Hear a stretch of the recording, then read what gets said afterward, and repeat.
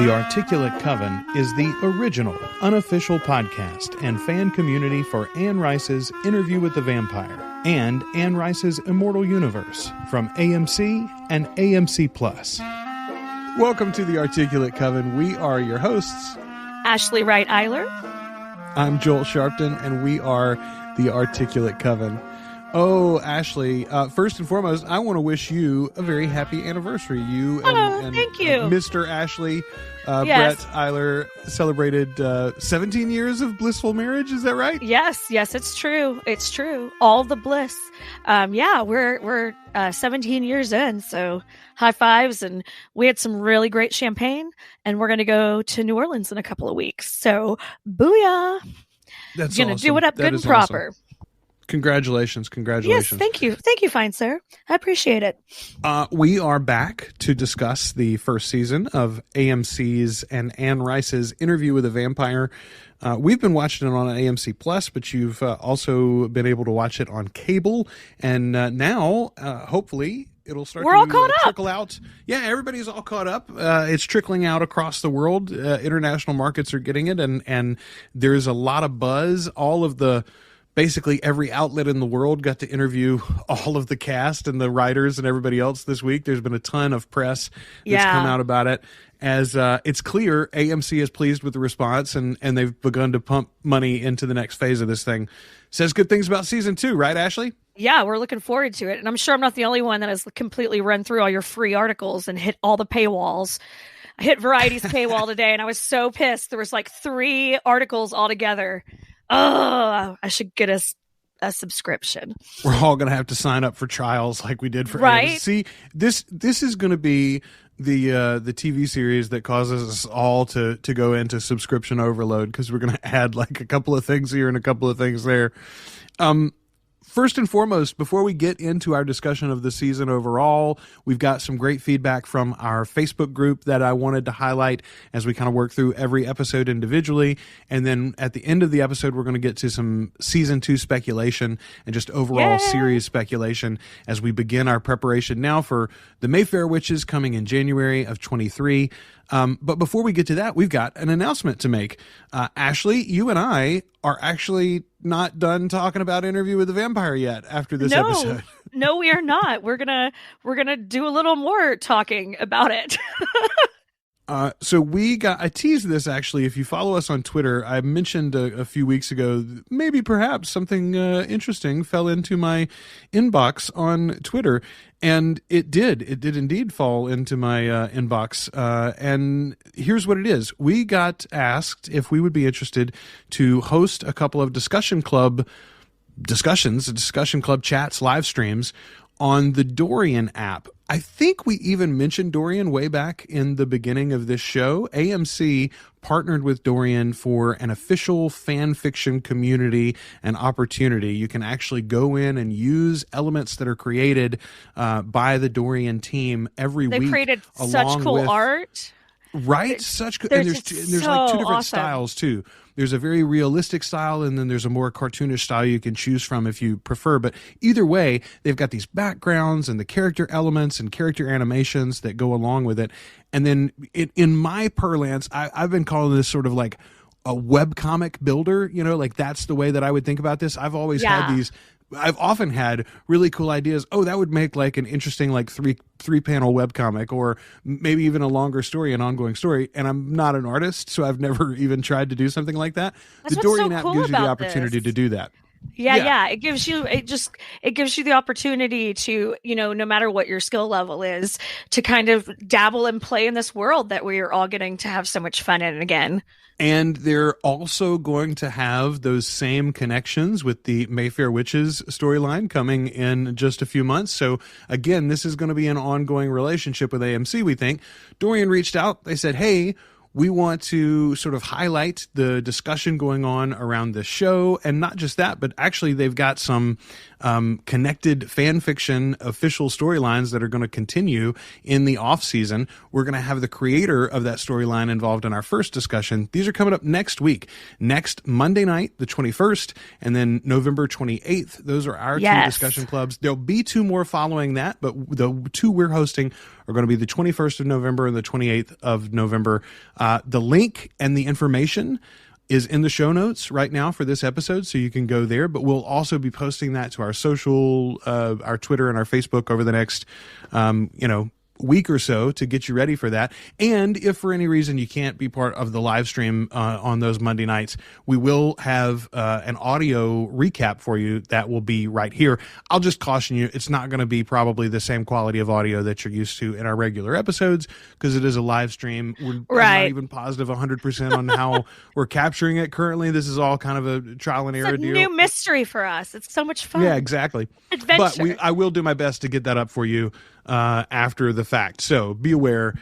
We'd love to have you join us, though. And the cool thing about joining us on the live streams, Ashley, is that there'll be a chat function there. So you can literally join the conversation, give us feedback, and be part of the conversation as we do the actual discussion. In real time. Topic is going to be right. It's going to be a lot of fun. Our first topic on the 21st is going to be adaptations and fan fiction, and what our thoughts on both this adaptation from AMC of Interview with the Vampire, but also the way that Anne Rice and her fandom have connected with fan fiction in the past. We're going to talk about all of that.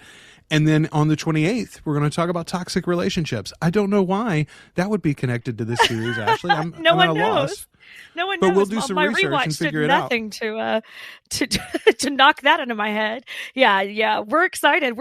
These are two topics where we have a lot of interest in, as far as especially this, this world, this realm goes. And so we're really, really excited. The people we've talked to from Dorian are fantastic and really, really fun. So we're excited to have kind of a little partnership with them.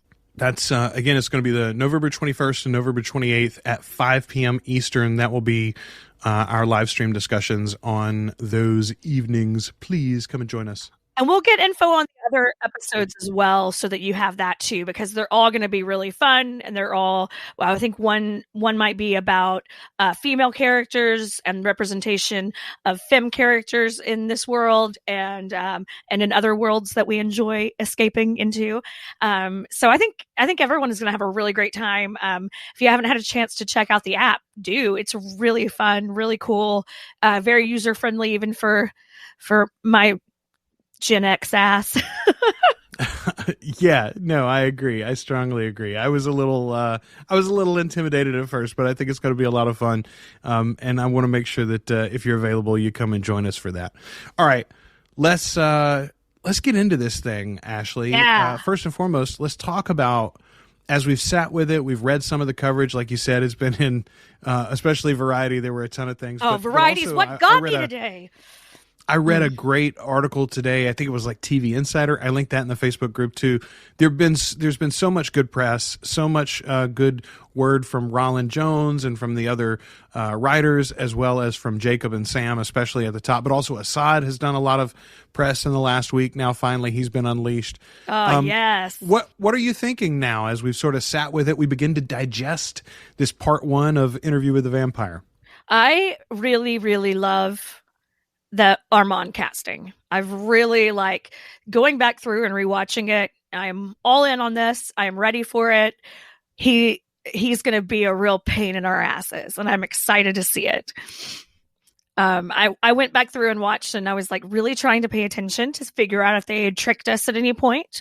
And I don't think they did. Even when Louis was feeding on him, he covers the marks so that Daniel can't see them disappear. I didn't catch that, him holding it and realizing, obviously not realizing why he was doing it at the time. So I didn't feel cheated by the reveal at all. And that was a big thing for me. If I could go back and felt robbed I felt like I'd been lied to, I wasn't going to have fun with it.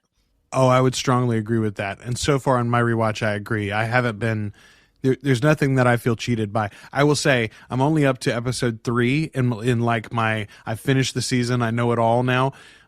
I'd watched all the episodes at least twice. Most of them I watched 3 times already before I begin this rewatch, but none of that was with the knowledge of the season finale, right? Right. And so now, right. Yes, you're going back and looking for those inconsistencies. I think there are many questions remaining for things that happened in season 1. Oh, but for there's sure. Nothing that is proven to us or for certain a inconsistency or a plot hole, so to speak. Yeah. They didn't leave any threads. I mean, they left tons of like questions out there, but they didn't leave any like it's not a lie. And that pisses me off. It's why I don't like Fight Club. I'm like, anyway, we don't have to get into that. This is not a podcast about Fight Club, Ashley. But I just really appreciate that it held true in the storytelling. Also, how many fucking vampires work in that building? All through that dinner, I was starting to notice, like, we see Damek, and he doesn't wear gloves. He wears short sleeves. Everyone else that we see in the house kind of has the long sleeve uniform with the mask, but they are all wearing those gloves. And I'm like, ooh, are they hiding more vampire fingernails under there, Armand style? Or is it just to throw you off the fact that Rashid is wearing gloves the whole time? And the whole time, absolutely. The staff does. Yeah, it's hard to tell that, but I think that's the sort of thing. Boy, there's so much to get to in season 2. Knowing now it is going to be 8 episodes, I wonder how in the world they're going to be judicious with their time and not make us feel like they're rushing this through, particularly if they end up doing what we've speculated a lot about, which is like combining parts of like the first half of the Vampire Lestat with the last half of Interview with a Vampire and sort of telling both those stories at once. Man, I don't know. There's so much to get to. Exactly. Especially as we go into what presumably and hopefully will be 3rd and 4th seasons, which are going to be tackling whatever comes next. You know, like the way they might lay it out. There's definitely a few ways they could do it, and not rush the storyline too much, but still keep it. You know, keep the engine running, if that makes sense. Boy, as busy as the press has been this week, can you imagine how busy agents across Hollywood and London and all of Europe have been as they try to get their clients in front of these creators for those elder vampire roles as we get into seasons 2 and 3? I mean, how many women have put their names up for Gabrielle and Akasha this past week? Yeah, exactly. Because I feel like that's clearly the direction we're going to Akasha. That I feel like we're going to see that, we're going to experience that, we're going to see that in real time. That's going to be a real time experience. I don't think at this point that's in the past. I think that's definitely what we're going to roll into. You know, I think fairly early on, someone mentioned Lena Headey as Gabrielle. Oh, and yeah. I think you and I even talked about, Lena's probably too famous at this point to want to do that TV. But I got to tell you, based on the reception of this, if I was Rollin, I'd go and I'd say, hey, look, you're going to do 1 season. And then we're not going to have you back on again for 3. It's not going to be like a slog for a while. You'll come back and guest appearances. Mm-hmm. You know, a season or 2 down the road, we won't have you on again for a whole season ever again. We're going to pay you a boatload of money, and we'll raise your profile again. You'll be super pop relevant. Oh, and also we're going to make you incredibly sexy and independent, and you know, you're this woman that even all the vampires are like, damn, that woman just does whatever she wants, doesn't she? and then they have to be like, it's a little incesty. And she's like, what? Oh, yeah. And they're like, it's just a little incesty. It's just like, wait, you get to make out with Sam on a fairly regular basis this first season. What do you think? Bless. Yeah, they French kiss. You know, they're very French. They're very French. Anyway, here's the thing that occurred to me as I began this like actual rewatch, even more. And I haven't really begun to pick apart the Armand stuff. I will say I am with you. I have 100% bought into the casting now. Oh, yeah. I mentioned this on the last episode, but the more that I think about it, the more that I want. When I think about this Armand and this Lestat fighting and fucking, probably. Oh, yeah. Right? It's gonna be, and this Louis and this Armand fighting and fucking, and this Armand finding his Marius and fighting and fucking, and yes, friend, I am for all of it. It also it alleviates the worst parts of the Marius Armand relationship, one would imagine. I mean, I don't. The beginnings of that relationship still may be complicated, but the idea that is inherently an incestuous relation, not an incestuous, a pedophilic relationship. Right. One would hope that this casting changes. Whatever hardships Armand faces as a boy, I think will all be before he ever meets Armand, before he ever meets Marius. Now, based on the way that this is cast, it would that would make sense. I mean, he's fantastic. I think I buy into his behavior more. When we were going through each episode and talking about, oh fuck, could it be Marius? Could it not? I mean, could he be Armand? Could he not be Armand? And just so many things he does that it seems out of Armand's kind of wheelhouse behavior wise, but feeling like he's like fucking with people makes all of that make more sense to me. Oh, 1,000,000%. Here's the one thing that I did really notice, though. This whole series, or this season at least, I should say, is fundamentally about a misunderstanding between our two main characters. Different points of view that they come from. Louis is doing his best to navigate multiple worlds. Code switching. We called this out early on. Right. Lestat, meanwhile, believes that Louis is hiding himself in a self-loathing way. First as a gay man, then as a vampire. Lestat sees this as a weakness, something fundamentally to overcome. It's not. It is part of the very way that Louis can and should and will continue to navigate the world that he has to navigate. It's a survival technique. Exactly. And Lestat will probably never fully understand it, but because he doesn't have to. Well, that's true too. He doesn't have to. At the beginning of their relationship in the early 1900s, he lacks the empathy, the frame of reference, etc. He cannot understand Louis' plight as a black man. No. And so that misunderstanding is at the center of all their misfortunes, I think. Louis and Lestat are both broken men already. Their relationship would have been full of flaws. It would have been full of bad habits to spare.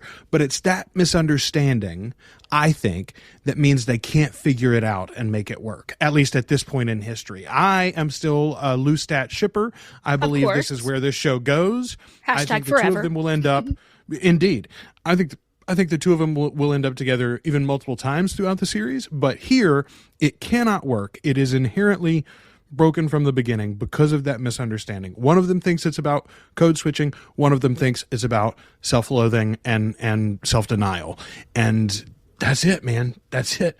And we've talked about the idea of being in a relationship where you love a little harder than the other one, and that constant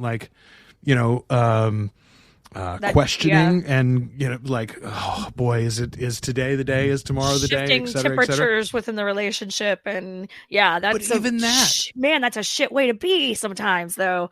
I think if Lestat had understood with that code switching idea that I think he would get lost between worlds, I think he would get Louis he would more. understand it.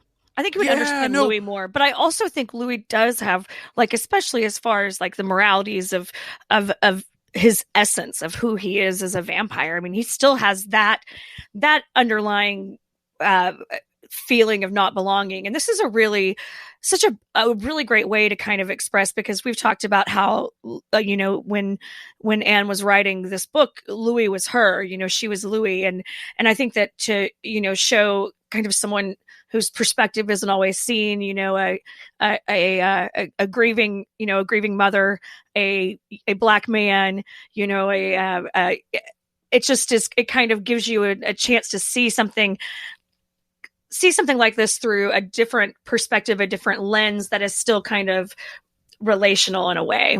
Yeah, absolutely. All right, let's dive into a little episode by episode breakdown. Okay. We both love this series. We're super excited about it. We both got some thoughts about season 2. I realized how much I forgot about these first episodes because these last episodes have been so effing crazy. I forgot they did how do a lot. Man, I forgot how tough emotionally these first few episodes are in spots, and just I just forgot how much happens. And because the first 2 episodes aired together, I think that kind of made me blend them in my mind together a little bit more than I thought. Yeah, I can absolutely see that. I do think this show was shot. So, we've been praising all season long we've been praising Andor over on Disney Plus. Oh. That show is specifically shot in like 3-episode arcs where 3 episodes go together and tell one story, and then they often actually do time jumps in between those 3-episode arcs. This series was not shot in exactly that way, and yet because of the continuity of directors for like episode 1 and 2, and then 3 and 4 were both shot by the same director, that happened several times throughout the season. I think that is effectively what happened here. You had 2 episodes that were conceived and produced almost like its own mini movie, and I think that happened several times throughout the season. Yeah, it gives it a good feeling of continuity. It just kind of helps it flow a little bit. I like that I feel like everything only looks better as the season goes on too. Like the costumes only look better. The guy's hair only looks better.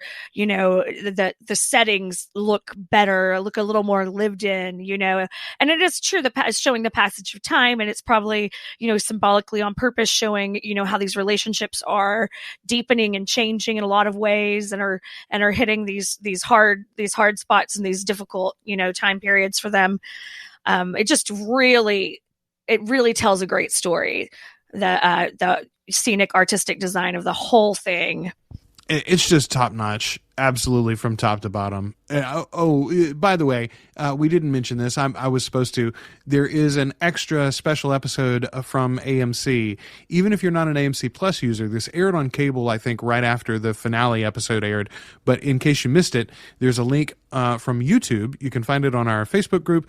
You can find it on our Twitter as well, or you can just search YouTube for it. It's called Obsessed with the Vampire. It's a panel show, an after show, like The Talking Dead, for instance, on AMC in the past. This one is for the season as a whole. One imagines, if the feedback for this is positive, that might go episode to episode next year. I would love to see that. Honestly, that could be really fun. I would love to see a weekly after show released, even if they do it AMC Plus exclusive. Yeah, just for that extra content. I'd be when down I was for it. obsessed with Walking Dead, I loved getting to watch Talking Dead after it.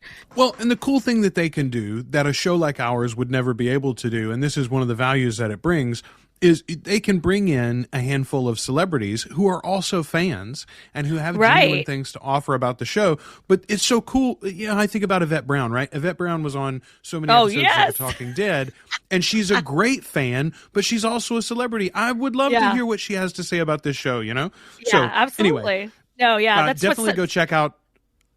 Definitely go check out Obsessed with the Vampire. I was telling Ashley before we started recording, it's a great panel, including a couple of, you know, quote unquote vampire celebrities like Elvira and Harvey Guillen from What We Do in the Shadows. So go check it out. It's fantastic. All right, let's get into our feedback that I wanted to highlight, and then I think this is going to, in many cases, spring a little extra conversation from us. Our Facebook group has just been tremendous. I will say, Ashley, it's so much fun to go and look, and it shows the progress of the show, I think, amongst mainstream listeners, too. Our downloads for our episode about episode 1, our discussion of episode 1, I should say, to our discussion of episode 7, the immediate downloads that came, they quadrupled from episode 1 to episode 7. I went back and looked at the stats used to be today. Like 5 people listening to us, and we loved every 5 of them.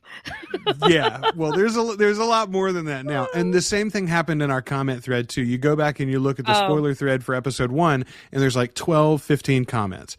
If you go and you look at the spoiler comment thread for episodes 6 and 7, there are more than 100 comments, and that was just in the initial days. Now, what's actually happened is there's like 3 or 4 threads going about the season finale and the season overall as people kind of spring off into these independent conversations that I'm hoping are going to continue all throughout the off season and into Mayfair Witches as well. So that's what I wanted to do. I wanted to go back to those threads and bring out some of the comments and highlight this great audience that we've got and some of their excellent thoughts that we didn't get to mention specifically in the show before. Absolutely. I'm so excited to include our crew. All right. So episode 1, this one comes from Joshua James.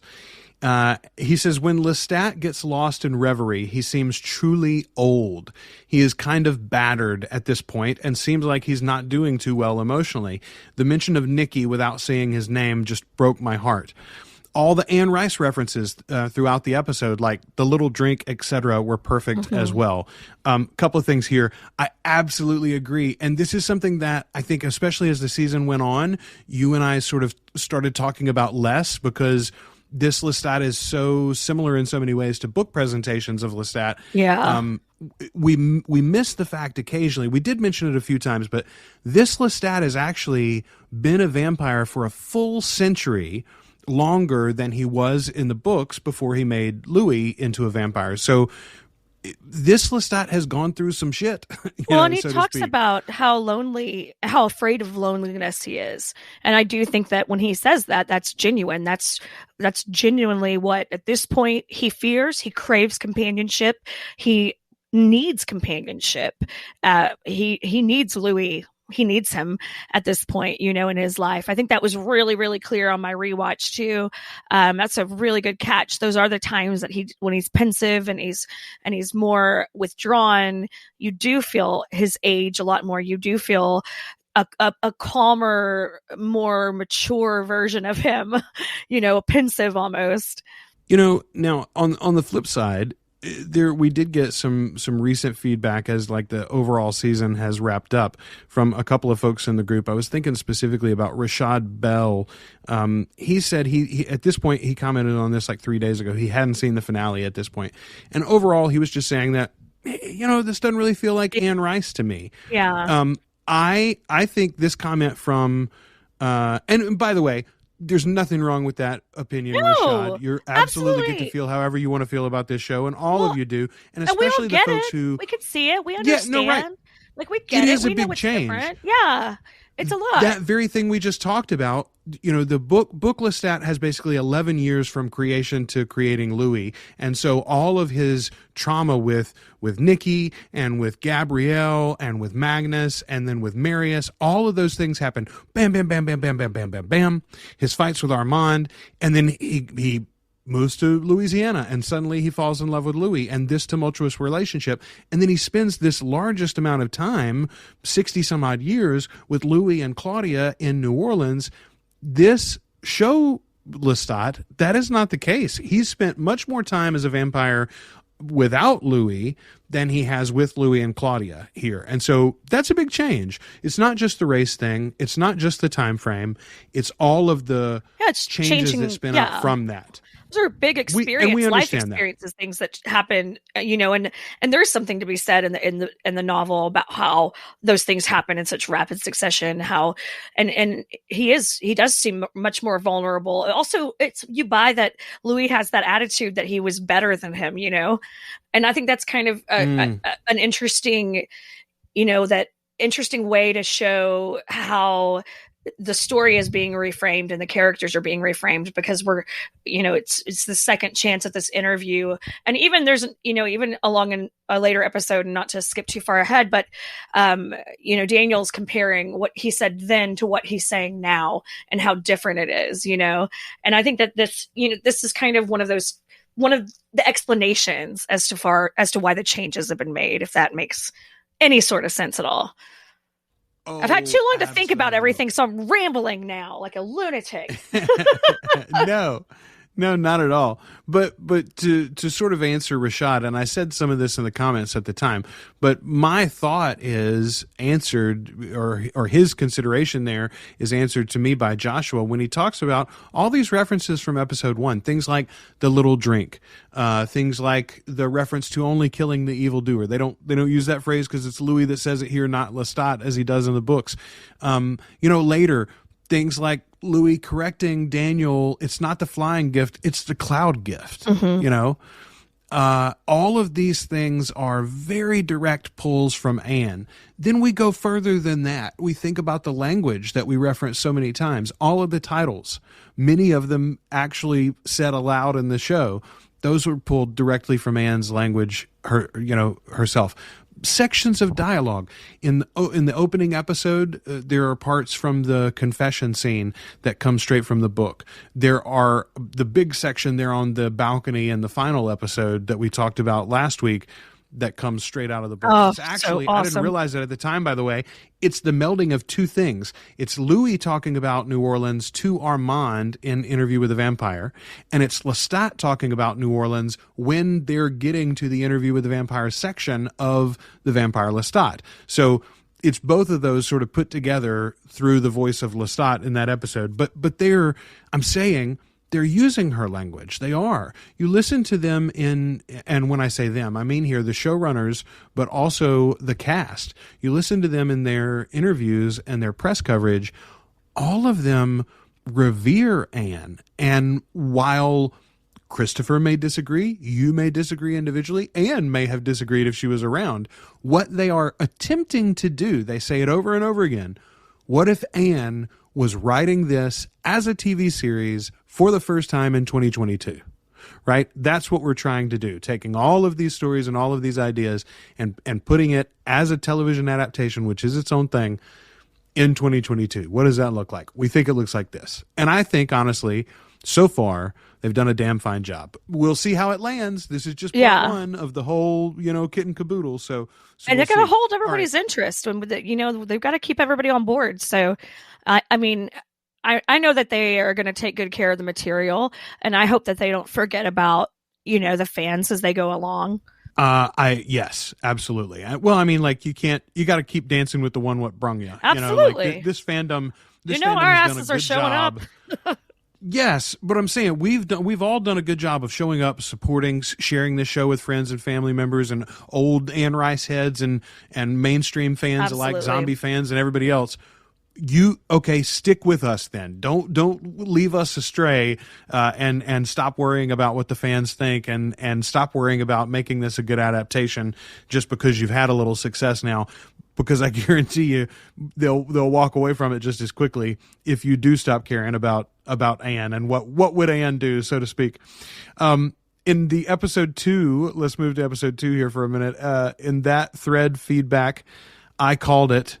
I said this is Armand's penthouse, not Louis'. Now, I was never a Rashid truther. I never really got on board with the theory that Rashid was Armand. Even, honestly, in the final moments of episode 6, when you see him in the 70s, I thought, well, let's wait for the other shoe to drop. Let's see exactly where they go here. I'm not 100% sure. But no. I did know from the beginning, though, this was not Louis' penthouse. This is not Louis' style. The decorations are not Louis' style. As that we've dinner discussed, was not Louis' style. No, Louis will squat in a little shack. As long as he's got some books and some light, he's fine. Give the guy some rats, let him be. This is definitely not his digs. But I did love that referring to it as his coffin, as their coffin. I have a better understanding of like, oh yeah, this is everybody's coffin. Well, and also, like in retrospect, it's one of those things that calls into question, what is the nature of their relationship right here? Whose idea was this interview, in fact? Who's pulling the strings here? Yeah, whose version of events are we hearing? Now, Rollin, I will say very specifically, Rollin Jones in a couple of the interviews that I read made some mention directly to no one is controlling anybody else, right? And so I'll take him at face value there. Armand has not actually mind wiped Louis and is not actually controlling him in that manner. But we know that Armand's very nature is a manipulative one. We also don't know what information this Louis has. Does this Louis even know for a fact that Lestat is alive in 2022? Or is he still under the impression, or was he under the impression until those final moments at least, that he had actually killed Lestat? Had he talked himself into that somehow? I think too, that's a big question mark. I feel like he has to have seen him. I feel like he has to have seen him when Claudia dies. Sorry, spoiler alert. Shit. No, that's fine. Well, or at least whatever the resolution of season 2 is. Yeah. So actually, we just had an interesting comment. Hang on, I'm trying to pull it up right here. Okay, here it was. Diana Dye just posted this earlier today. I have a question I've been going back and forth on the answer for since watching the finale. What do you think Louis' breakthrough was in the last scene? Did he realize under Daniel's pressing that he never intended to kill Lestat? Is that the realization? Oh my God, I did let him off the hook right there from the very beginning. Or did he realize that he didn't kill Lestat? The first allows for the possibility that Louis in 22 has seen Lestat somewhere between 1940 and 22, either in Paris and or later. So this is what you and I talked about last week, basically, like is the idea, when did he record the second version of Come to Me? Now, Diana says for a long time she had assumed that the first reading is true, that Louis of 2022 knows Lestat survived. He just assumed that he had really tried to kill him way back then. And that's mostly based on book events, as well as the two moments from the show. Episode 6, Louis says that Lestat later confessed to feeling shame about brutalizing him in 1931, and then also the existence of the re-recorded Come to Me. But those two things don't have to have happened after 1940. Lestat could have confessed to feeling ashamed during 37 to 1940, right? Absolutely. Like he courted Louis for 6 years and then they got back together for a while. So anytime in there he could have done it after he was allowed to move back in. The re-recording could have been from that same period too. So good catch there by Diana. And I think that all feeds into my question here, even way back when. This ain't Louis' place. Right. Whose is it and what do they want with him? What's the arrangement here? You know, who's calling the shots?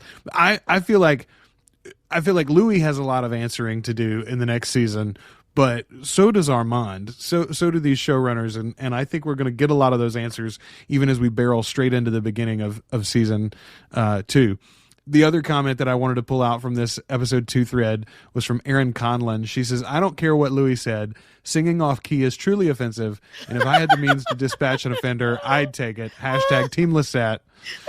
Hashtag Team Lestat forever. I love that part so much. We were laughing at, literally, my husband and I have sat and laughed at that scene every single time. Because he was like, he said the same thing. Like, I get that. I understand that. That's unacceptable. But also, we're talking about the day that Louis gets turned. Like, we're getting the very beginning of this, episode, and Lestat is so impatient to get to the adventure of it. But this is such a fucking crazy day in Louis' life. He's at his brother's funeral. He goes to church to try to make amends. His boyfriend kills a priest and then punches another priest through the face, and then he makes him go to a bar. That's a crazy fucking night in New Orleans. But not just go to a bar and don't immediately eat people, even though everybody smells really good right now and you're starving. Yeah. Brett was just like, that's a fucking crazy night, man. Makes them go to a bar after all that. It's just Oh, by the way, you can read people's thoughts. Did you know that now? You can read everybody's thoughts. Listen. Like, what a fucking thing, man. Yeah, it is. That is an insane storyline. And he really does let Louis just run out in the sun and burn the fuck out of himself.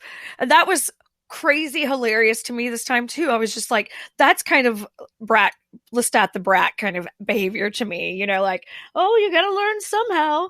But he really got burned. Oh my God, I forgot the milk memes too. He covers himself in milk. Yeah, that's the kind of stuff I forgot. Well, again, there's so much stuff in this season. Like, I know, it's I crazy. Guess that answers some of our question, right? Like, how are they going to fit everything into 8 episodes? The same way they fit everything into 7 episodes this season. Exactly. It's mostly okay. I'm gonna trust them. Couple of examples to me. Yeah. Couple of examples to me. I think episode 4 with Claudia, a little rushed. We'll get to that in a minute. Maybe episode 6 as well, a little rushed. I could have used a little bit more, but if this season had been 8 episodes, you imagine that would have solved that for us pretty quickly. So we're kind of back in the same boat. Yeah. Episode 3. This comes from, and by the way, forgive me ahead of time if I mispronounce anybody's name. I'm so sorry. I don't have pronunciations here. I'm just getting it written down. Elaine Say. Which Elaine is great. She comments all the time. Elaine says, I just listened to your discussion on episode 3, and I love your and Ashley's enthusiasm for the show. Your mutual agreement on the discussion points is really cute. Everyone take a drink when Joel or Ashley replies to the other's comment with absolutely. Or I agree, 100%. This is the origin, by the way. We've talked about this on the show several times, that you can take a drink because Joel and Ashley agree. But I don't think we've ever actually mentioned Elaine for bringing it up. So this started in episode 3. Elaine noticed it and mentioned it there in the comment section. Thank you, Elaine. We've gotten a big chuckle ourselves. I think she followed up in episode 12 with a number, 12. yeah, in the finale, and said she had like 16 shots in episode 7. Sorry for your hangover. Also in episode 3. I know, right? Everybody go to the drip bar. Diana Dye commented on the episode 3 thread and said, "Oh, can I take a moment to call out the 'it's not perfect, I'm not perfect' moments for breaking my heart? Here again is a perfect example." This is me commenting. Here again is a perfect example of Louis and Lestat fundamentally misunderstanding each other. Yeah. Louis was not trying to put the fault on Lestat. Louis said, "It's not perfect." Was it Jacob? Yeah, Jonah. Yeah, Jonah, the boyfriend. It's not perfect. My relationship with Lestat, it's not perfect. He's a lot. It's not perfect, though. I think that Louis was taking some responsibility for how difficult the partnership is himself, but all Lestat heard was, "I'm the problem." Funny enough, by the way, that was about 2 weeks, I think, before Taylor Swift released her anti-hero song, which I am convinced is her ode to Lestat. Hey, it's me. I'm the problem. It's me. Yeah, but I mean, Lestat, that is absolutely what Lestat heard. I'm a lot. 100%. He's not perfect. He's a lot. He's not perfect. Yeah, I mean, it's just the way, if you don't feel comfortable or confident in your relationship, and in that moment, he clearly followed his boyfriend out into the woods because he thought his boyfriend was going to get it on with someone else. And that's exactly what happened. And he heard some things that hurt his feelings. Like some creeper. Like some creeper in the bushes with his muddy boots. I heard your heart's dancing. Oh God, it's so dramatic. I love it. Like that. Sometimes he just gets hold of that scenery, and I just, thank you, Sam. You're so good. He's so great. What's so funny though? Somebody mentioned it on Twitter today. Why didn't Louis throw it back at Lestat about Antoinette? I heard your heart's dancing, and I didn't even comment but I thought Lestat and Louis both know better. Lestat and Antoinette's hearts never danced. No. That was a functionary relationship for Lestat. Right. He might have cared for her like he cares for lots of people, like you care for a dog, like you care for, the little kid down the street that you watch their t-ball antics with aplomb and enjoyment. That's not somebody you love. That's not your life partner. Lestat worried. He saw a connection there fundamentally that he couldn't reach with Louis, and that was never going to be the case between Lestat and Antoinette. Right. It's why, honestly, I think the thing in the finale where Lestat says, "My love," and Louis answers and he goes, "I wasn't talking to you," as Antoinette walks into the room, I think it's not even really that cruel. It's just catty. Yeah. Because Louis knows that that's not his love. Lestat knows that. And I think Antoinette knows it. Well, honestly. everyone's just, at that point, everyone's just using everybody else to they're just all fucking with each other at that point. Back in episode 3, when our guy Louis gets real thirsty and kills that douchebag Alderman Fenwick, and Lestat is just delighted with this move. He's like, "Yeah, you did it. Gross, messy thing. Yay." And he says, because he got out of control and ate a person again. And he says, "We should make this our anniversary." Lestat says that to Louis. "We should make this our anniversary. This night that you killed the alderman and left his body in front of the cathedral." How romantic. And race riots have broken out in the blocks surrounding our home. And it's the same night they end up making Claudia. So super fun night for everybody. Happy anniversary. Let's move into episode 4 there. Nicholas Danielson, by the way, who has been one of our greatest commenters. Nicholas has always got good ideas. And he's been with us since the very damn beginning when we were just reading our books. Yeah, exactly. Nicholas says, "I am convinced," here it was, episode 4, "I'm convinced that Rashid is Armand." A little bit of discussion there, but that's the first time in any of our comment threads that anybody brought up the Rashid is Armand theory. I know a lot of people in the fandom talked about it as the series went on, but Nicholas was there on it early on. Jen Francisco Bukowski says, I love that we got Claudia's POV in this episode. We got to see that loving side of Lestat and Louis' relationship that Louis doesn't really talk about. And we got some insight on how horrible it is to be stuck as a vampire teenager. The death scene with Charlie was so sad. Yeah. A handful of things there. First of all, it's again in the whole rush of the season, you almost forget you've got that Claudia POV, which we did not expect. It's not exactly there in the book, and yet here in the show they gave it to us. We do eventually read her diaries in Queen of the Damned, and they come up again in Merrick. And so this is an example of them bringing those extra parts of the series that we know exist, bringing those forward a little bit and applying to this narrative. It's such good use of it too. It's such good use of these journals, because they just gave you the little teasingest insight into this character that I think a lot of us were really felt connected to and interested in. And she had such a short part in this grand story. So, like Claudia's gone and done, fairly quickly in our world. And so to get a little bit more insight into her character was such a wonderful thing when you hit those points in those books. And then to get a little bit more of it in the show is just awesome. Yeah. No, absolutely. And Jen makes a great point there in that in the presentation here, we specifically get some of the most tender moments from Louis in the entire season come in those flashbacks from Claudia's perspective, which is really interesting when you frame it again as this is a story being told by Louis under the watchful eye of his quote-unquote love of his life, Armand.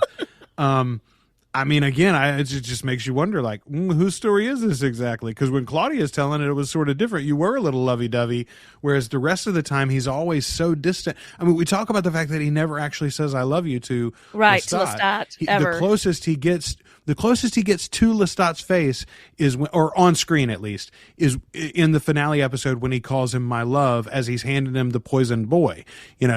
Now from Claudia's perspective, it is a little bit softer. Also, two other people, and somebody pointed this out, he and Claudia talk about it as love, their relationship, Lestat and Louis' relationship as love, but Louis won't bring that to Lestat, or at least we don't see him do it when it's from his perspective. So yes, I loved that episode where we got so much Claudia.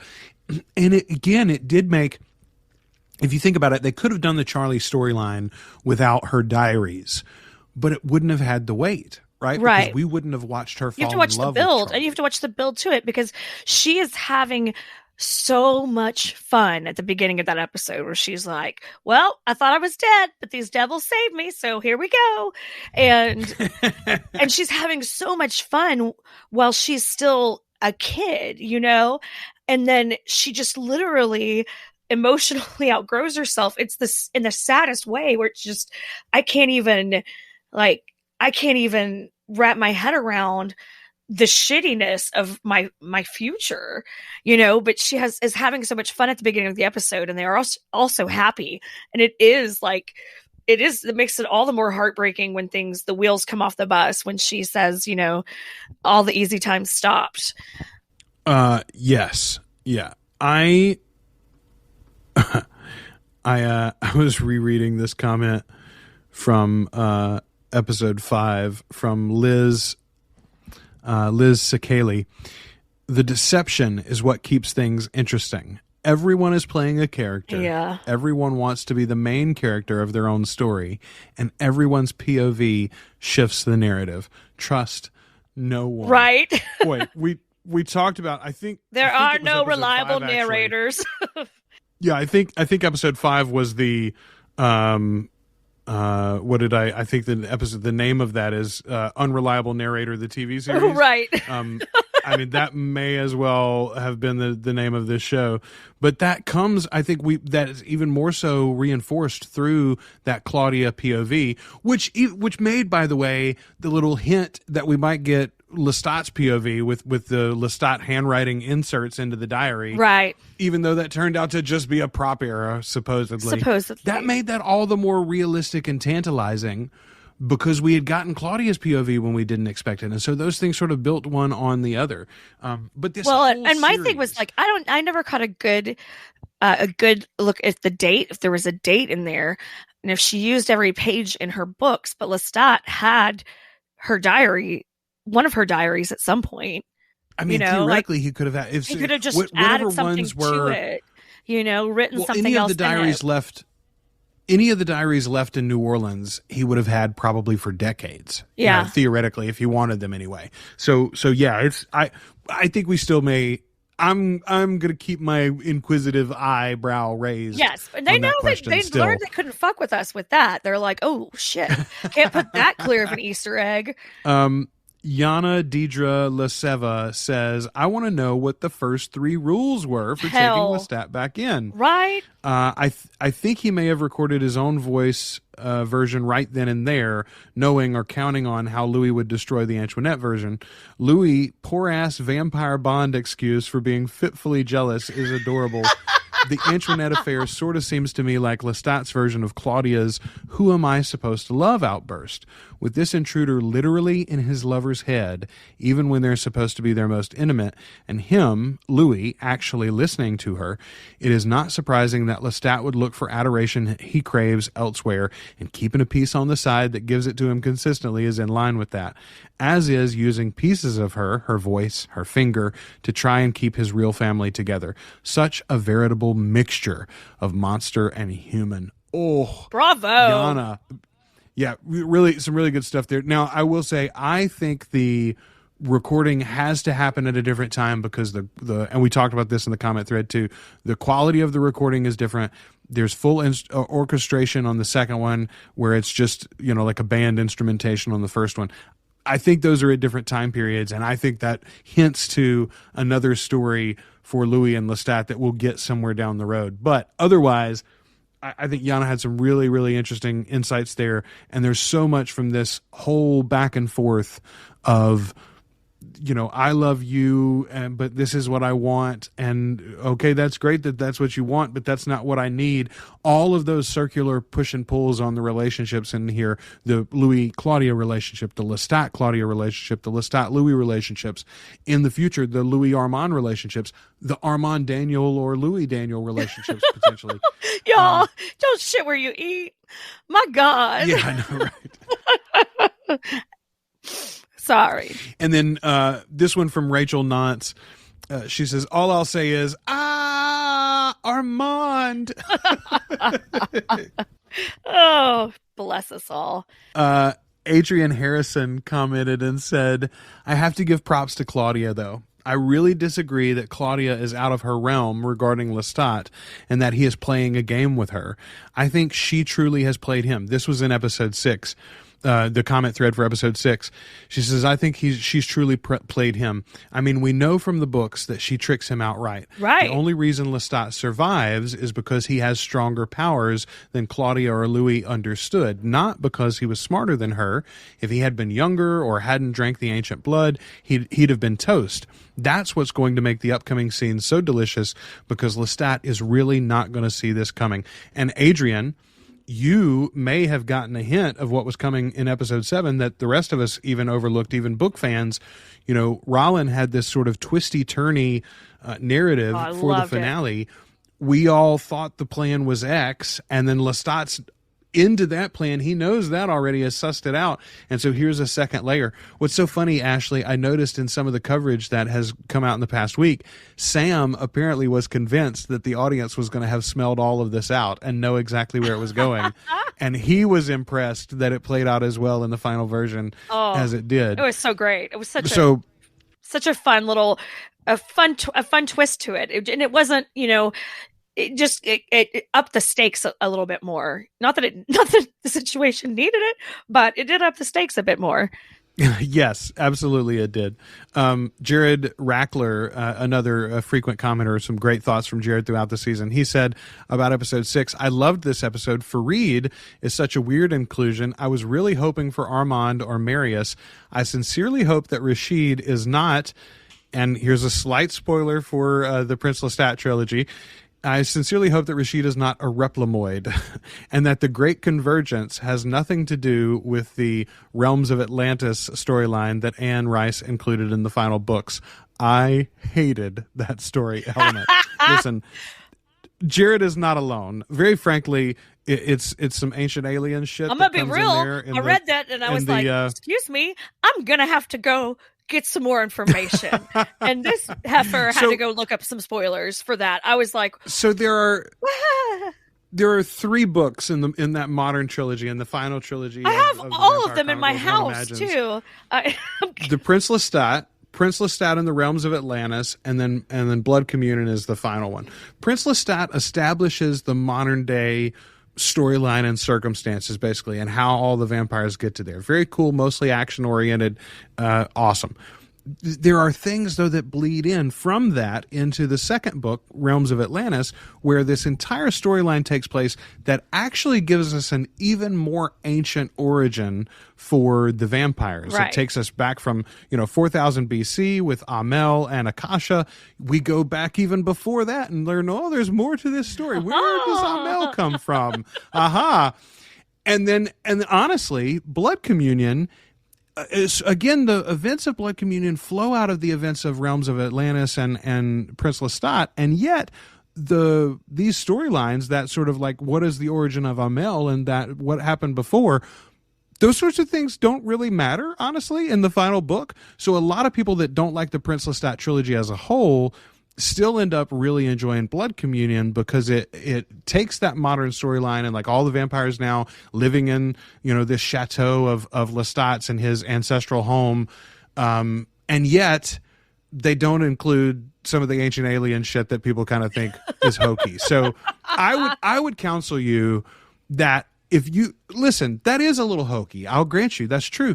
But is it any more hokey than like a million other things that happen in this series along the way that we've already gone through, and because they happened in the 70s or the 90s or the early 2000s, we're all just fine with them? I mean, guys, we've already talked about period blood. We've already talked about Jesus and the devil and Satan, really and Lestat has visited all of them. Body switching. So Ancient Aliens, Ancient Aliens is just right on par. It's not that far off, is all I'm saying. That's all I'm. Also, We've been to I find Egypt. it interesting.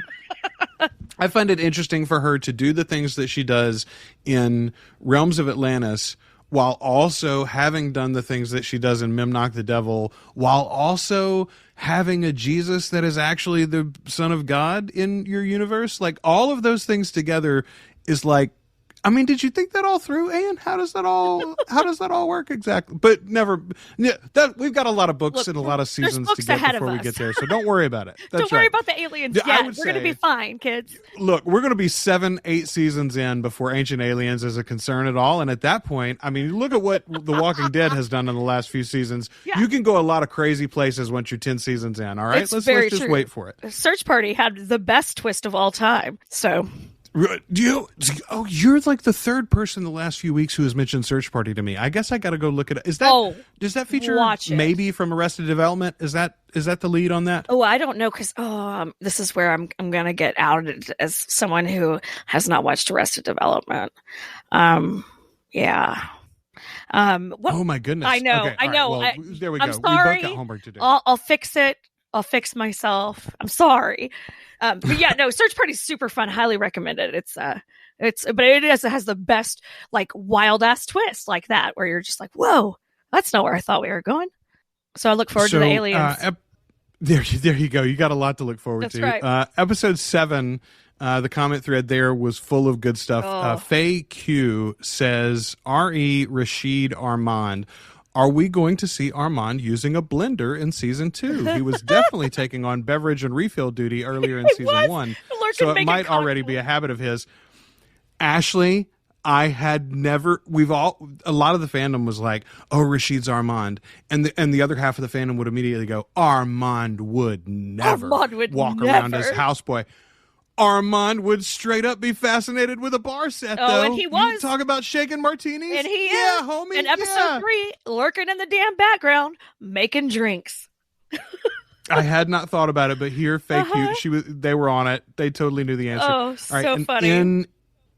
In Azahar, excuse me, N says, but honey, can we talk about that bitch Lestat when he walked down those stairs and away from the gaggle of women, my God. Okay, Ian's talking about here in the finale, he's in full regalia as king, and he's coming down the stairs. There's a gaggle of women, looks like they're in their 40s and 50s probably, and they say, "Oh, Mr. de Lioncourt, we're so good to see you. We've heard that you had been sick." And he's like, "Do I have a history with any of you?" Like, he's so catty to them.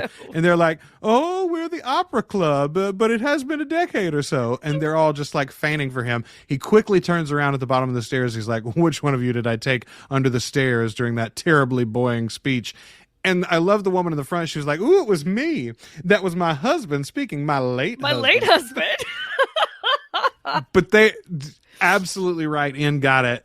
I mean, the amount of bitch that Lestat serves, not just in that episode, but throughout the season, I would say it is pretty transformational. He inhabits that costume just brilliantly. Like that his Mardi Gras attire was out of this world. When they did that pull out shot of him overhead, that was gorgeous, where he's like all in his full regalia, and it was on the float still. It was amazing. I was like, you know how to wear a wig, sir.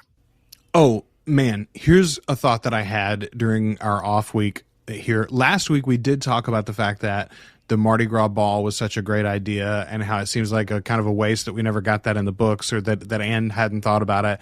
And we speculated, we were like, isn't there something about Carnival with David and Lestat maybe? I got this glimpse this week. You know the tracking shot at the beginning? I think it's at the beginning of Spectre with Daniel Craig during, I think it's the Day of the Dead, not Carnival. But he's like walking through the crowd in the mask, and you do the whole thing, and then he gets up on the building and he goes across the rooftops and all that stuff, and then the building explodes finally. I was like, we start a season off like Tale of the Body Thief. That season starts with Lestat hunting Carnival in Rio de Janeiro. Like that's the very scene. I can't Dr. wait Hannibal Lecter getting off of the plane, going to have dinner. Yes, going to have a friend for dinner. Exactly. In said, In said, yeah, Lestat serving bitch. Rachel Knott says, knew it. I knew it. She's talking here about Armand. She says, also, Armand has absolutely mind-fucked Louis and Daniel. Daniel has started unraveling this with his careful, Daniel has started unraveling the careful manipulation that Armand has laid on. This is so good. Louis looked like he was being helplessly held at gunpoint at the end in those final moments. I've heard several people say that. It looks like you've got a blank-faced Louis as he says, "Meet Armand, the love of my life." Rachel says, "I am living." Also, Armand doesn't have red hair. That's okay. He does have the Botticelli curls and that beautiful face. That is enough for me. Chiseled. Yes. Chiseled Folks, out there is stone. I saw 2 Botticelli paintings directly cropped in to show the main figure of the highlighted male, and Assad's face put up against it. And folks, it's a Botticelli painting. I don't know what to tell you. I understand everyone being nervous about how Armand was going to be handled, because someone had a really great comment in our group about the miscasting the last time, and it was excellent. But I think after seeing it being so miscast, I mean, Antonio Banderas was just a nugget of deliciousness in the 90s, and we needed him in every movie, but that was really off. And so I completely understand why people, especially people that are fans of that character, were a little nervous about how the casting of Armand was going to go. But damn, they hit it out the park, just like everything else. Right? It's not a whole 30-year-old man in a lace front wig. That was, I think, the comment. I can't remember who said that in our group, but you are damn right. So this is the last comment that I pulled out that I wanted to highlight, and I love this one. It's thorough. It's part of a much larger piece from Nicholas Danielson. I didn't take the whole thing. I wanted to take your very ending here because I thought it would be a good kind of summation as we head into our speculation about season 2 quickly. Nicholas says, in sum, the show does not in any way glorify Lestat's and Louis' relationship. Louis tries to. The abuse we see is what Daniel hears between the lines. What is obvious to anyone who watches them is a pattern. It is a story about love, but also a story about abuse, toxicity. More than anything, it's a story about oppression and the deception of memory. The way we try to define ourselves through narrative. God damn, I have adored this show. Fucked up as it might be, I've felt like I've been reintroduced to a couple of childhood friends, gotten to know them as adults, and formed a whole new, more genuine relationship to them. Of course, most of my friends aren't blood-sucking murder lovers, but I hope you get my point. Also, Armand's tolerance of the sun I find absolutely ridiculous, and I think it's a stupid choice, and they should not have done it. Lame. Boy. Okay, listen. There are all sorts of reviewers of this show. There are several podcasts you can listen to. There are a ton of people who are writing about it. There are people who do live streams about it, YouTube reviewers, etc. I think that is a good example of the take that Ashley and I are going to continue likely to bring to this. Listen, we're going to watch it, and we're probably going to talk about it, even if it really turns into trash. Oh, yeah. I think what we've seen so far tells us it's never going to turn into trash. It might not be what you and I want or would have done all on our own. And we're going to talk about those times when it falls short. But we are also going to appreciate it for exactly what it is and what they're trying to offer us. And Nicholas does it there. He talks about the things that annoys him, simple things like Armand can walk in the sun. What does that mean exactly for some of the plot points that we're expecting as we move forward? Right. Can Lestat, can grown-up fancy superpowered Lestat not get a suntan like he does in Tale of the Body Thief? I think that kind of sucks. I like the idea that the old ones can get a suntan. Take care of themselves. I mean, it's like the way that he describes it at the end of Tale of the Body Thief, it's not much worse than us getting a tattoo today, right? Like I'm going in there and it's going to hurt for 45 minutes or an hour while I get my tattoo, or maybe you get a back done and it hurts for several sessions, but then you'll get to enjoy that tattoo the rest of your life. Okay, I can live a whole human life with a decent shade of skin coloring instead of this translucent white that I've turned into. Right? All I got to do is spend a day in the sun. Anyway, I wonder how they're going to play that out. Yeah, but well, especially considering, people setting themselves on fire eventually in the sun. Yes. Well, I mean, that's literally something. Yeah, some very specific people. Yeah, some very specific people. Yeah, exactly. So it's going to be very interesting to see how they justify things. I think that's something I do a lot in improv is justification. So I'm going to be really excited to see how they yes and their way through and around some of the obstacles they have built for themselves. I loved it. I'm with Nicholas. God damn, I love this show. Oh, it's so fun. I've just adored it so much. So much fun. It is. By the way, if it turns into trash, I'm gonna hate watch it so hard. So don't think my enthusiasm will be less for it than what it is. I'm just gonna really hate it. So I am prepared to go the full distance with this, even if it goes shit heels up. I've seen every X-Men movie, so I don't know what to tell you. I'm here. Right? I've eaten every bit of Lucasfilm content that has been given to me repeatedly. I mean, you and I have watched Queen of the Damned probably oh my God. 4 or 5 more times times at least. Than a person probably should. Yeah, exactly. Yeah, definitely more times than you should. We're committed. All right, let's get to our season 2. Let's get to our season 2 speculation here. And then just a reminder, we will be back with some discussion next week. 2 live streams, the 21st and the 28th on the Dorian app. Check out the link in the show notes to get that. And join us for those. We're going to talk about adaptation on the 21st. We're going to talk about toxicity on the 28th. Season 2 speculation. Ashley, what are your big thoughts? Where are we going? Well, we're going to Paris. I think we have to be going to Paris. And I think that because we got those teases about the way the soldiers tasted and things like that. I think that that's kind of like a Chekhov's gun type situation. You just maybe we don't. Maybe we I don't know, hell. But I think we're going to Europe. Obviously, I think we're going to Paris. I think we're going to meet Armand in that time period fairly quickly. And I think things will probably end with the big I don't know. I don't know where they're going to end it. Depends on how they go into season 3, fingers crossed. You know, something that occurred to me in this last week is something that Lestat says, I think, in episode 6, at the end of episode 6. He tells Claudia, luckily for our family, when I want to, I can hear vampires' thoughts from a very great distance. How far can Armand hear vampiric thoughts? Does this Armand seek them out in Eastern Europe before they ever get to Paris? Ooh. Is this Armand the reason they go to Paris? I don't know. Does he encounter them there and bring them to Paris in some I way? don't know. You know, there's that just occurred to me that it's a possibility. That would see, and I get how you would go there because you hate him so much.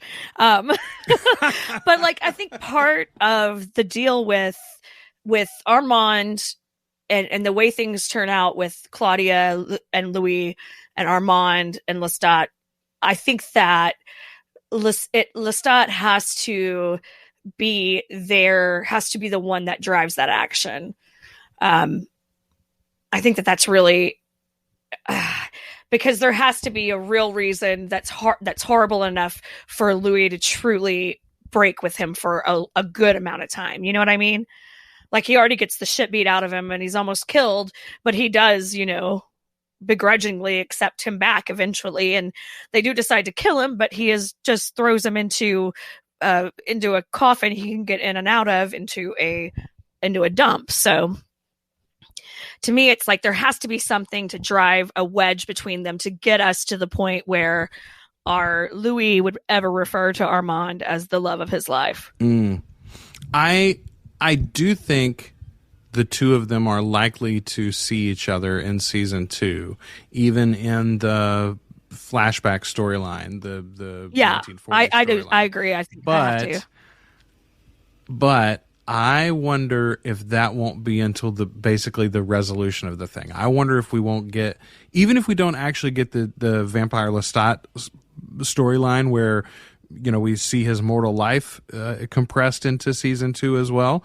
Even if that's pushed off for the future, I don't think they're going to sit Sam on the sidelines. Oh, First and foremost, God, Sam's no. got a huge fan base that they're going to want to serve. But also, I mean, Sam's a great actor, and that character is fantastic. You can't have him sitting out there for a whole season, or you know, let's say 5 episodes or something without bringing him in. Yeah, that would really suck. I do think it's really likely that we get that kind of cross view where we'll get some from the perspective of Lestat, some from the perspective of Louis and Armand, and this kind of shit heap of a world we're in now. But I think it's entirely possible that Armand could be interacting with each of them while the other isn't even aware that they're present for a lot of the Paris story. Like, I think that could go several episodes even where Lestat is interacting with Armand and maybe the rest of the Coven, and Louis is interacting with Armand and the rest of the Coven, but they are kept in the dark about each other's presence. That's how it happens, isn't it? That's how it happens in the book, yeah? Yes. Like, that's how I remember it. I think in the book they're never even actually confronted with each other, because Armand tells both of them afterwards. Armand tells Lestat that Louis has been killed as well as Claudia, and Armand tells Louis that Lestat is dead. And both of them leave Paris believing that to be the case. Louis doesn't understand that Lestat lived until like the 1920s, 1930s when he finds him in New Orleans. Yeah. You know, in like that decrepit state. Yeah. So, I mean, that's the scene that you get in the end of in the movie. Yeah. They do it with the helicopter comes down and, you know, like shines into the. God, that's a great scene. That is. The movie has a lot of good scenes, but that is one of the best ones, I think. Anyway, I think that we'll get that level of interaction. Maybe there's interaction for them at the trial, and then I think we get one scene afterwards that sort of hints at where Lestat goes after all of this is resolved. I'm assuming that Lestat's been sleeping for a while, maybe even up until the present day, but I think that's where that starts, is their final interactions of season 2. My question, though, is my primary question, honestly, going into season 2 is how many book events have already happened by 2022? Right. Has Akasha's story happened? Has Rockstar Lestat already happened, etc.? Has The Tale of the Body Thief happened? I'm fairly certain that hasn't. I don't see it. Queen of the Damned is the one that I'm really questioning. I don't think it has, because they keep talking about like this being. I feel like this is going to be the event. Maybe that. I don't know, maybe this is the event that wakes her up, this book being published, and it's this whole noise of all of that instead of Lestat as a rock star. And that might be a way they circumvent that whole potential messiness.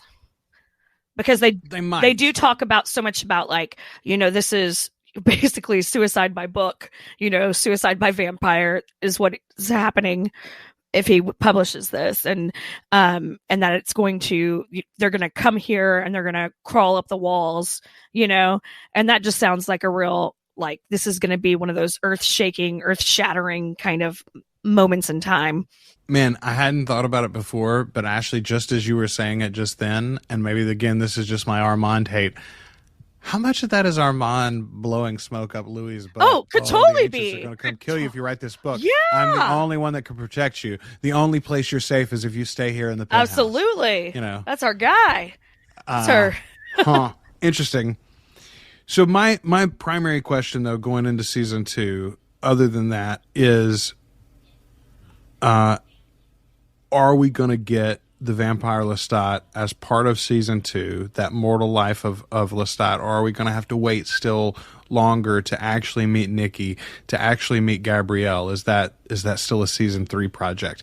My hope is that we get it sooner rather than later, just because I'm jealous of it. I want to see those things. I want to have it in my headspace. Yeah. On the flip side, though, I am trepidatious that you've got enough runtime in an 8-episode season to do those things properly. Justice. In particular, the relationships with Nikki and Gabrielle, to do those properly, and also tell all of the story that we have in Europe between Claudia and Louis and Armand. I don't know. It's a lot of stuff to get to. We've got seasons to come.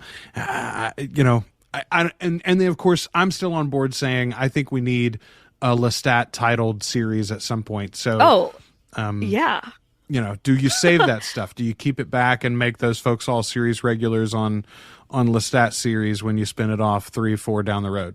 Yeah, I mean, there's so many different directions they can go in it. I don't want them to underserve one story to tell another story more quickly than they should, if that makes sense. I think that's something where a lot of Game of Thrones kind of went wrong for a lot of fans that were reading those books. It's like, Jesus, there's a lot of material you could work through here without rushing ahead to the books that haven't been written yet, dude.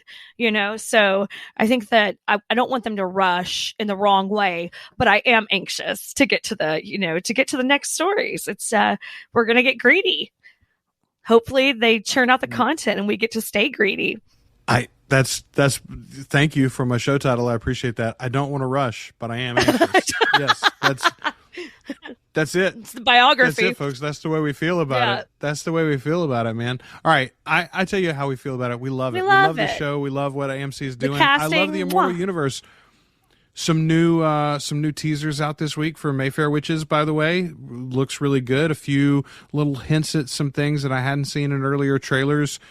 Maybe giving me a little bit more of a glimpse, I feel like, on where that story's headed. I'm excited to talk about that book with you soon. Yeah. And of course, get to the series in January. So, folks, read up on that. I was going to say, read up. And if you haven't really dabbled in the Mayfair Witches yet, and you don't really, you look at that book and you're like, I don't know, just, jump into the show. I think it's going to be, I mean, if Interviews with Vampires, any indication, it's going to be amazing.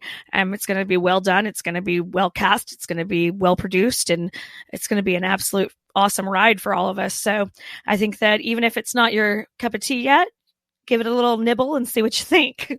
Or honestly, if the book is daunting to you, listen to our episode about it. Yeah. Absolutely. In a month or two, whenever we get that out, listen to our episode and then Here's the thing. While we may spoil certain specific events or connections from characters from the book world for you, first and foremost, we haven't seen the TV series yet either and won't when we discuss the book. So just as with Interview with the Vampire, our book knowledge can be informative to the potential paths for the series, but it is not a direct one-to-one correlation. No. And so we're always still surprised as well. I'm sure that'll be the case for the Mayfair Witches too. Armand's never been making people cocktails in the background. That's not his move. Oh. No, that's absolutely true. I will say this. The Mayfair Witches, like the Vampire Chronicles, are full of very complicated characters, very challenging and sometimes taboo storylines, and yet they're also full of very human relationships, human villains and human heroes who fail and try again and are always interesting and compelling in the ways they run up against each other. Absolutely. And that are rich and interesting characters that you'll also, some of them you'll see in bits of the Vampire Chronicles going forward as well. So it's going to be really interesting. And I think there's lots of opportunity, as we've discussed a little bit, for crossover. So I'm looking forward to that sort of experience, a little bit of maybe little Easter eggs we get in from one season to another in between our worlds. Me too. Exciting days to be a fan. Absolutely. Ashley, thank you so much for spending time with me this season. Oh my gosh, yeah. Watching all of this stuff and talking about it. Thank you to all of you who have been listening and giving us this great feedback. Thanks especially to everybody who we got to highlight and mention in this episode. If we didn't mention your feedback, trust me, that doesn't mean we didn't love you. There was just really, literally a metric ton of it to go through today and the last couple of days to pull those highlights. So I tried to get a little smattering of everybody and give an example of some of the great conversation that you can have. I absolutely, again, I understand if you don't want to be on Facebook, but if you're on Facebook, come join the group. You're going to have a good time there. I promise you. Links in the show notes. Until the next time we talk to you, make sure and get the Dorian app and join us for our live streams on the 21st and the 28th, 5 o'clock p.m. East Coast time. Until then, we've been your hosts, Ashley Wright-Eiler. And I'm Joel Sharpton, and this is The Articulate Coven.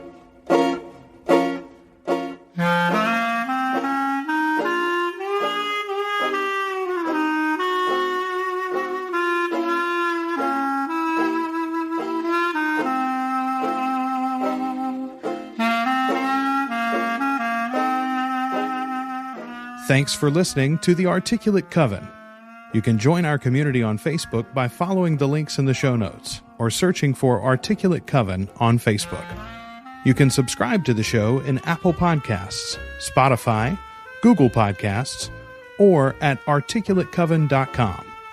And share us with your Anne Rice-loving friends.